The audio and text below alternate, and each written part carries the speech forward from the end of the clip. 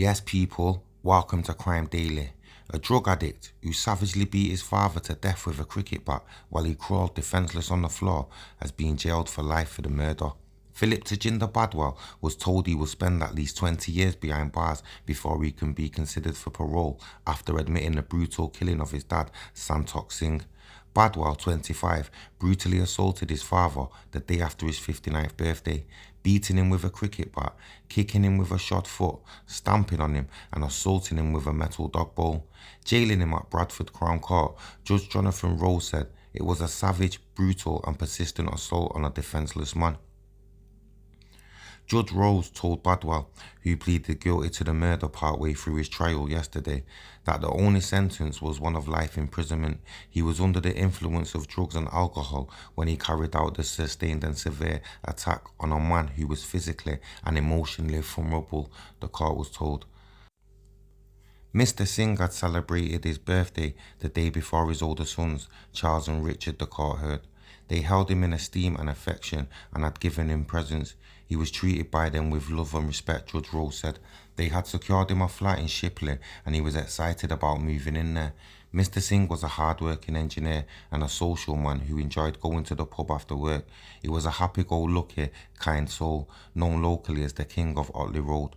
Judge Rhodes said he became diminished in his later life.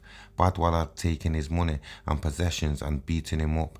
Mr. Singh was subjected to controlling, violent and coercive behaviour and dominated by Badwal. He took money from his father to buy drugs and sent him a text on November the 28th, 2020, calling him names and telling him to order Class A drugs for him.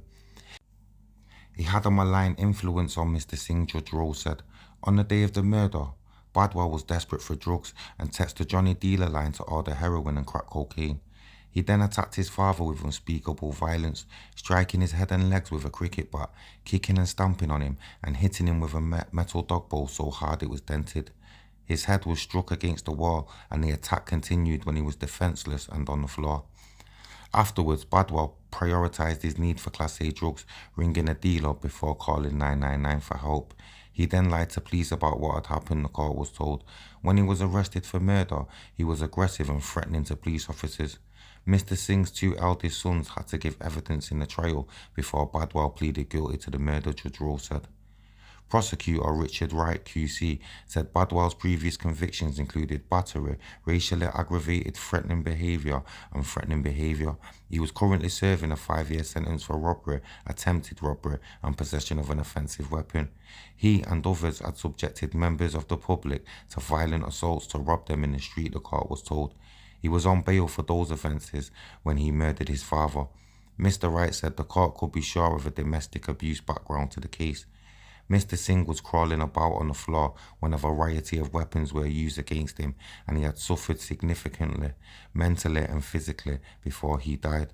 Badwal then disposed of the cricket bat in a neighbour's garden, the court heard. His barrister, Peter Milson, QC, said Badwal expressed his sincere apologies to family members and all those affected by Mr. Singh's death. He said Badwal's guilty plea, after he heard the prosecution's opening, reflected his remorse. Badwal's mother, Mr. Singh's wife, said she had equal love for her husband and her son and did not take sides in any way, Mr. Milson said.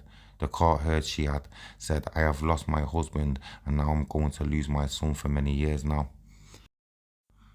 Crazy story there, people. Yeah, make sure you subscribe for more content. Peace.